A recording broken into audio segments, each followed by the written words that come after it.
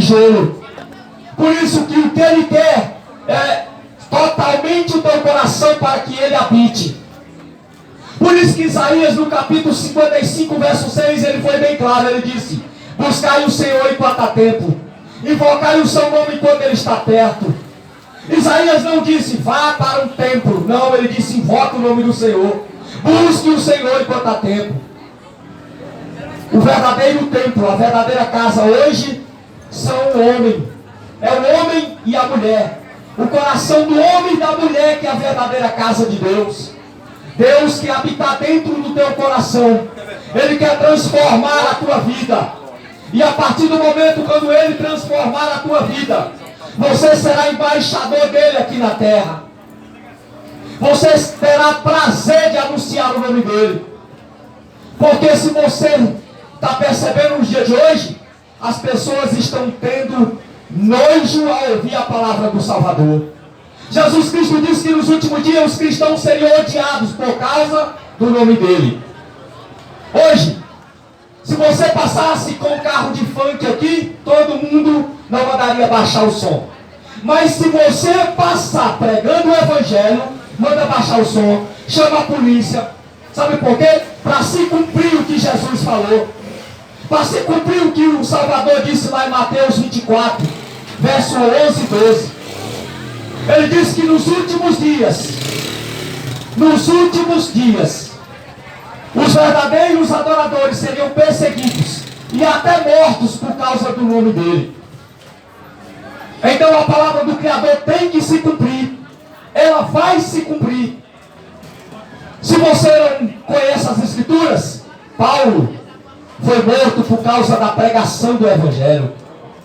Tiago foi decapitado por causa da pregação do Evangelho.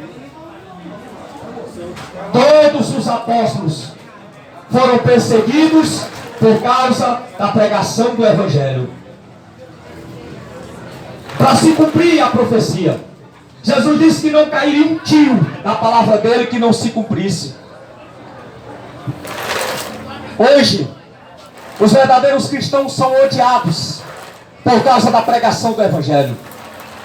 Só que existe um dia que foi marcado pelo Salvador, a qual cada um de nós estaremos diante do trono branco. No livro de Apocalipse, capítulo 20, verso 11, 12, 13, 14 e 15 diz que todos os livros serão abertos, os livros da vida, e todos nós compareceremos diante do tribunal de Cristo.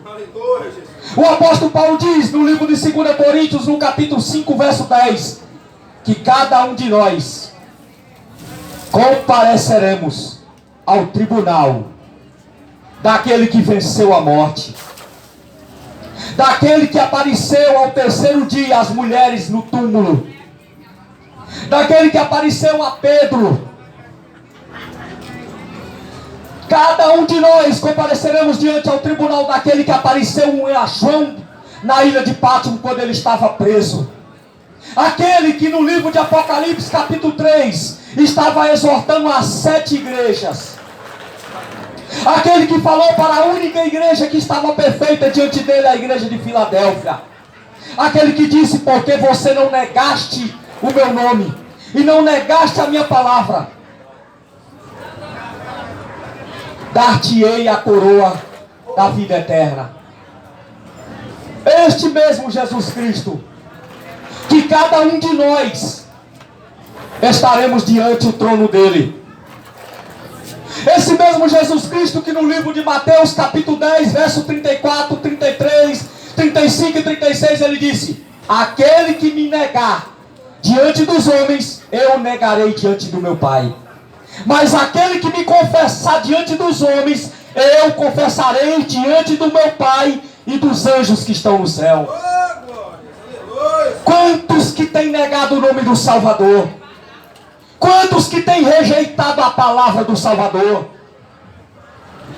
Esse mesmo Salvador que nós estaremos diante do trono dele, ele disse no Evangelho de João capítulo 7, e no Evangelho de João capítulo 8, verso 47, ele foi bem claro, ele disse: aquele que é de Deus, ouve as palavras de Deus.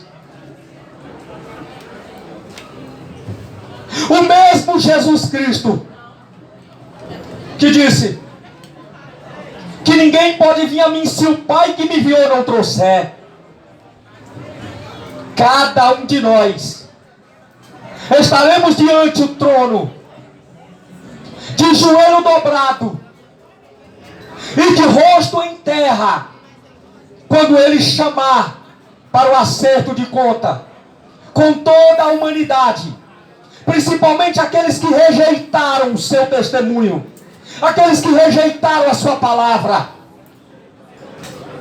Porque João Batista, no capítulo 3 de Mateus, quando ele começou seu ministério, a pregar a vinda do Mashiach, do Messias que viria para reinar sobre Israel, a pregação de João Batista era a seguinte: raça de víboras, eis que o machado está posto à raiz das árvores.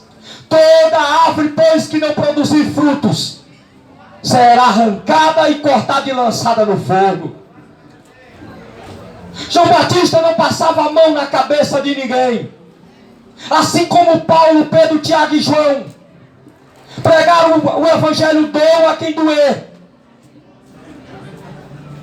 Só que nós sabemos que nos últimos dias, está escrito no livro de 1 Timóteo capítulo 4, que nos últimos dias os homens serão amantes de si mesmos, escarnecedores, desobedientes a pais e mães, mais amigos dos deleites do que das coisas de Deus.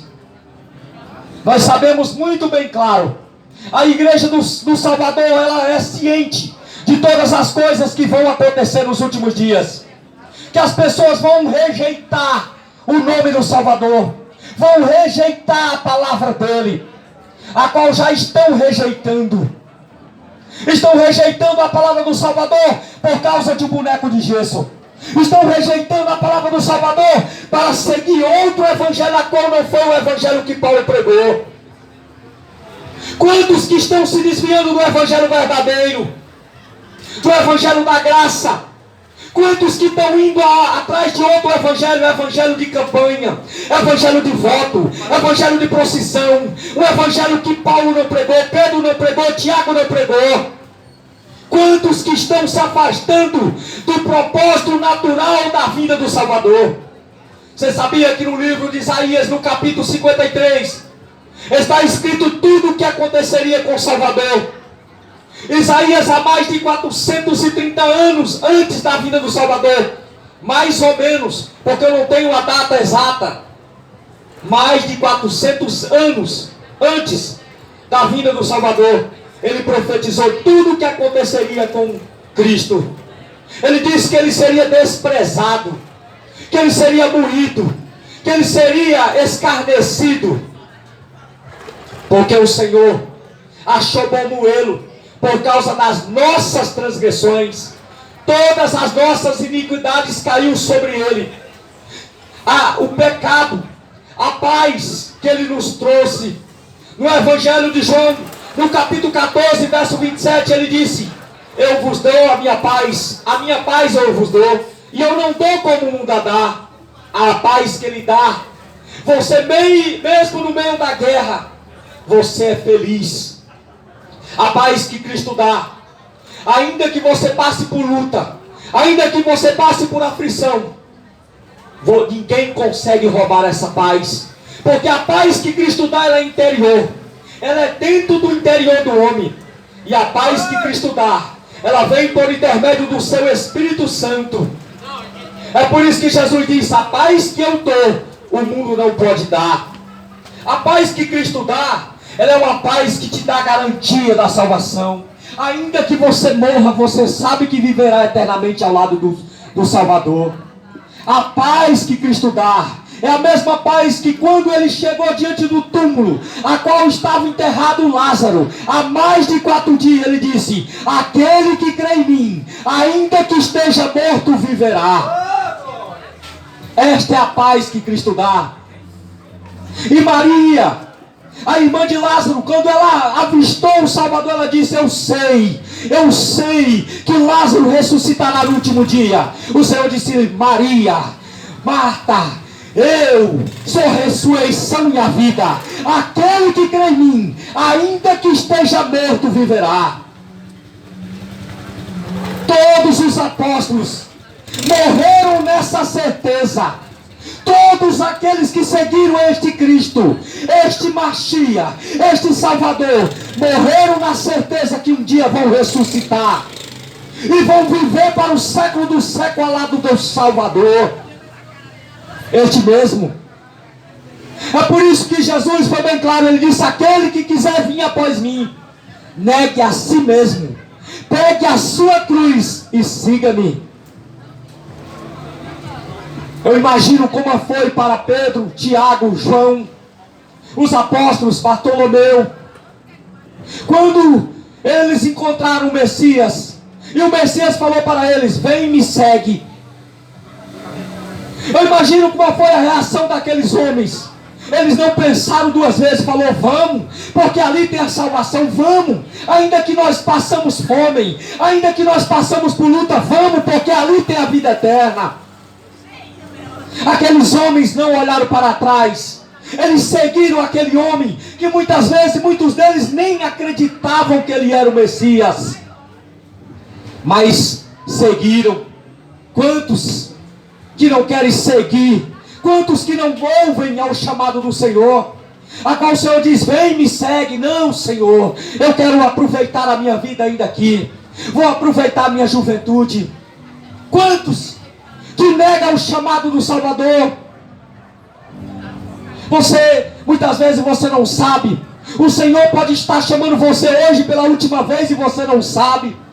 Você não tem ideia. Você não tem ideia o que pode acontecer com você daqui uma hora, daqui um dia, daqui 2 dias, daqui um mês. Muitas vezes, essa pregação que muitas vezes é chata para você, pode ser a saída para a tua situação. Essa pregação que muitas vezes pode ser enjoativa para o teu ouvido, muitas vezes é a solução para o teu problema. Muitas vezes é a salvação que está batendo a porta do teu coração e você está rejeitando. O Senhor diz: eis que eu estou à porta e bato.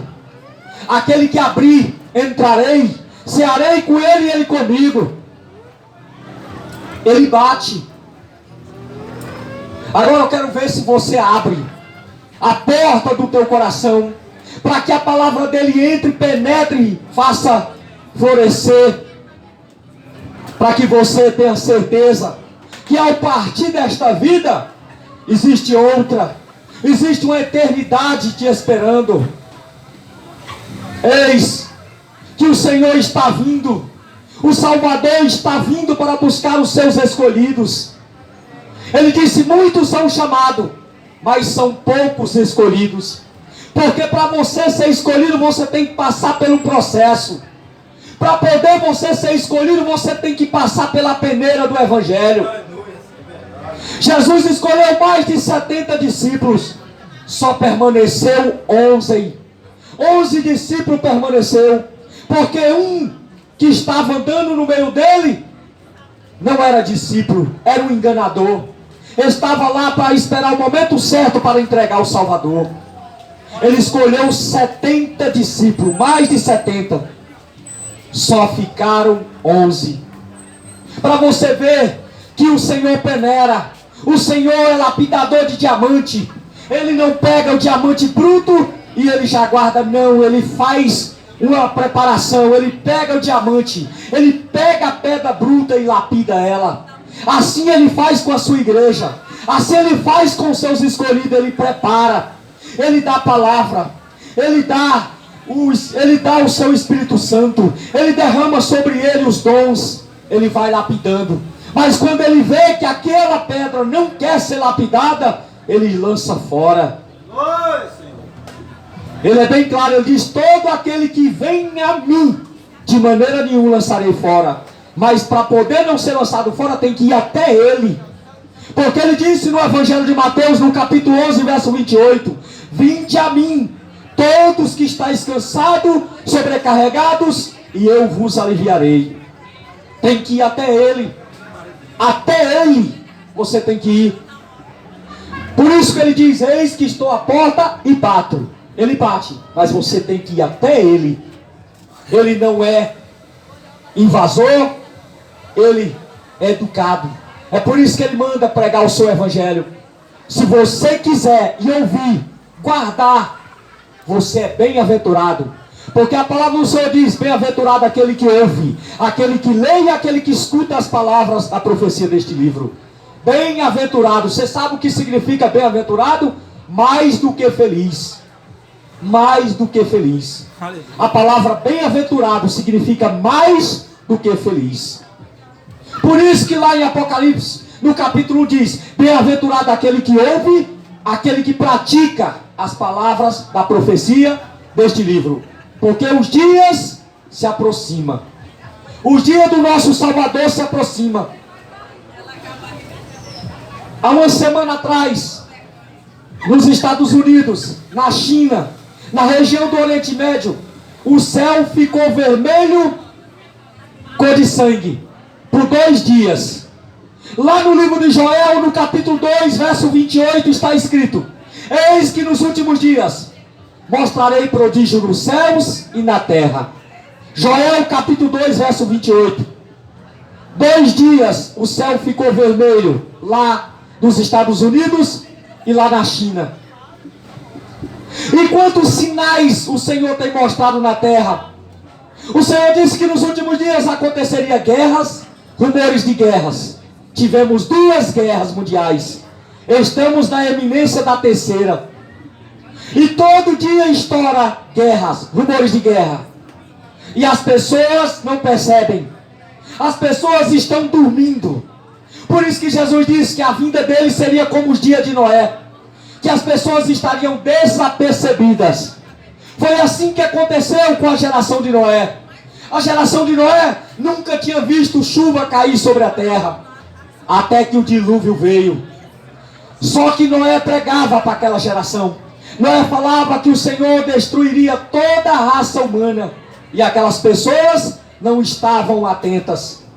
Até que no dia, quando o Senhor disse para Noé: entra na arca, fecha a porta da arca, coloca toda a tua família lá dentro, porque eu vou destruir a humanidade. O Senhor fez com aquela geração. E Jesus Cristo, no Evangelho de Mateus, ele disse que aconteceria o mesmo com esta geração. Ele disse que as pessoas estariam comprando, vendendo, bebendo, casando-se e dando-se em casamento. Estariam preocupados mais com a sua vida terrena do que com a eternidade. Ele disse que os dias que antecederiam a sua vinda seria semelhante àqueles dias. Ele disse que os dias que antecederiam a sua vinda seria semelhante aos dias de Sodoma e Gomorra.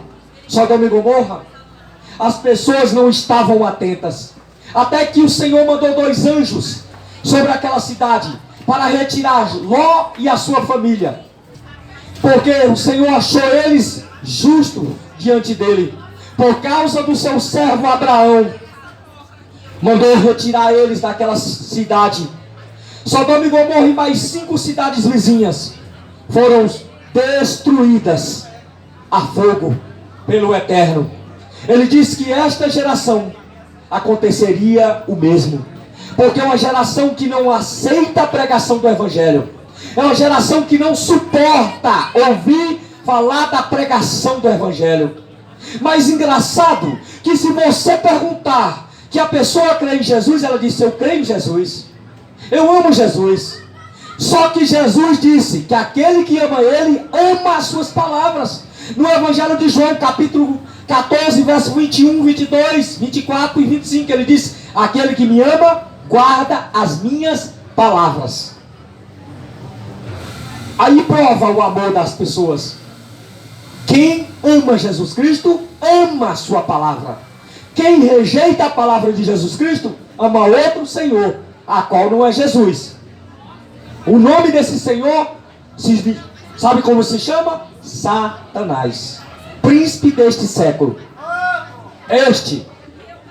Por isso que o apóstolo Paulo diz: o Deus deste século cegou o entendimento dos incrédulos, para que não lhes resplandeça a luz do Evangelho. Quantos que estão cegos Quantos que tem 2 olhos, mas não enxerga? Só enxerga a carne, não enxerga a parte espiritual, não enxerga. Tem a visão de Samuel, a visão terrena. Quantos que estão enxergando somente o que os olhos humanos vê, mas não percebe, não enxerga a natureza, não percebe que o Senhor tem falado pela natureza, falado a boca dos seus servos, a boca das suas servas. Quantos que tem anunciado a vinda do Salvador e as pessoas não ligam, estão como zumbis na terra, andando de um lado para o outro, não percebe que a qualquer momento a trombeta soará. Ninguém vai perceber quando o arrebatamento acontecer. Só vão acontecer quando vê os salvos partindo para a glória. Aí quando verem o céu se abrir, quando virem o Senhor tirar o resplendor da luz do dia, quando verem o Senhor afastar o sol, quando o sol for retirado, quando essa terra virar uma escuridão, aí vão perceber.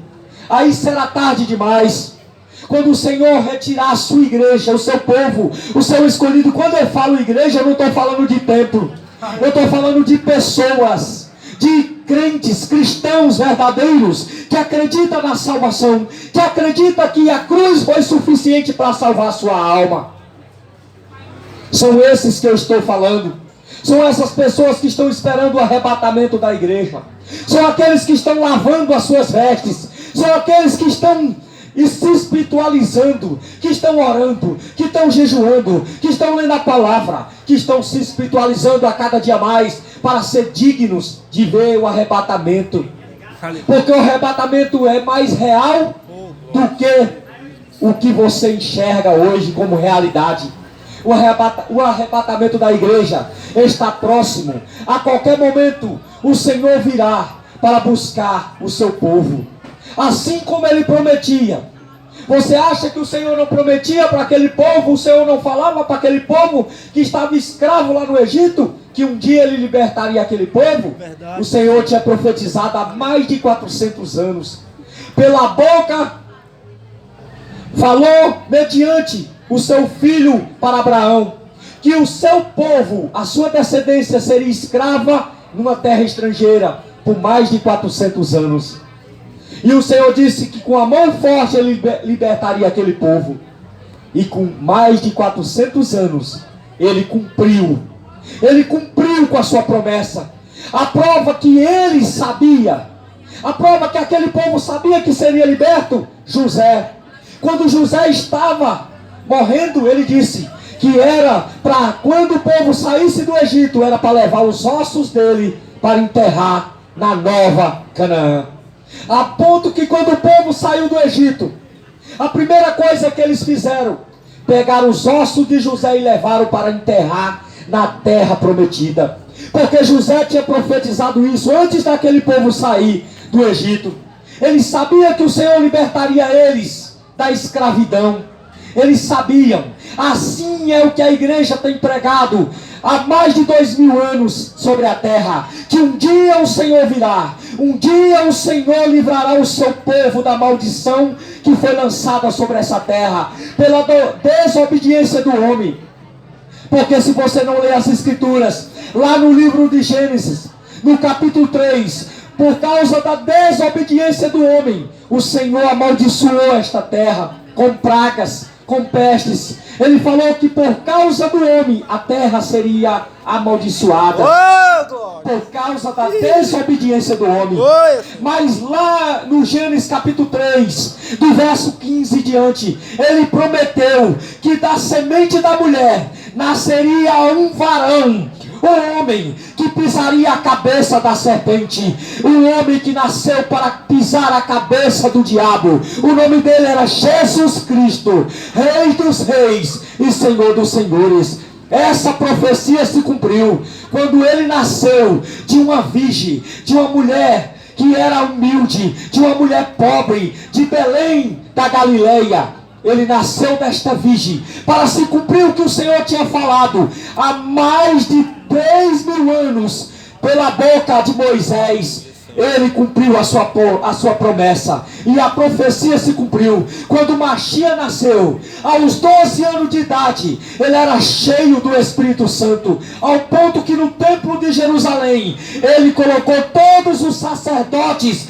ficar sentados e ver a sabedoria. Porque aquela sabedoria daquele jovem de 12 anos não era sabedoria terrena. Ele nunca tinha pisado numa universidade. Ele nunca tinha frequentado uma sala de uma universidade. A sabedoria dele era a sabedoria que vinha do alto, porque ele não era terreno, ele era celestial. Ao ponto que quando Gabriel veio e se apresentou diante de Maria, ele disse: ele virá, descerá sobre ti a cobertura espiritual do Altíssimo. O Espírito do Altíssimo descerá sobre ti, e esta criança será cheia do Espírito do eterno Deus de Israel. Ao ponto que aquele homem, aquela criança não era uma criança comum.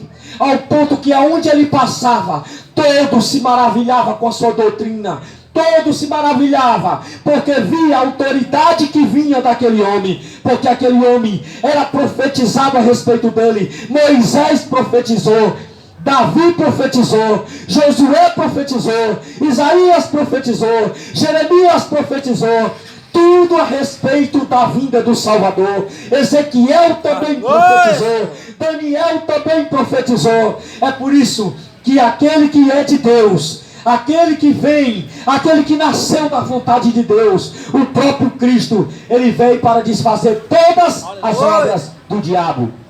Oferta. Não. A gente não pega não, mas a gente não pega para não. desfazer todas as obras do diabo, porque ele era santo, ele era perfeito, mas ele veio para tornar os seus filhos, para voltar os seus filhos novamente para o céu. Porque de lá saímos, para lá retornaremos. Você voltará um dia para o jardim. Nós retornaremos ao jardim, aonde o diabo tentou afastar o homem da presença do Salvador. Mas esse Cristo, com o seu sangue precioso, ele veio nos tornar novamente, para que nós retornamos ao jardim, da onde o diabo tirou o homem da presença do Salvador. Um dia eu e você retornaremos. Eu e você retornaremos ao jardim, aonde Éden, aonde Eva e Adão andavam tranquilamente, sem preocupação da morte, sem preocupação que alguém o roubasse ou assaltasse. Novamente retornaremos àquele jardim, aonde o Senhor revelou para João, no livro de Apocalipse. Ele disse: lá não haverá mais choro, lá não haverá mais morte, porque tudo se fez novo. Que você fique com estas palavras, que estas palavras venham a ser guardadas no teu coração como tesouro. Mas se você não for digno desta palavra, que ela volte aos corações. A terra qual deverá dar fruto? Porque Jesus, ele foi bem claro: quando você chegar numa cidade, quando você chegar numa casa, aonde você não for recebido, saúde com a sua paz. Se aquela casa não for digna, que retorne sobre vós a vossa paz. Aleluia, Senhor.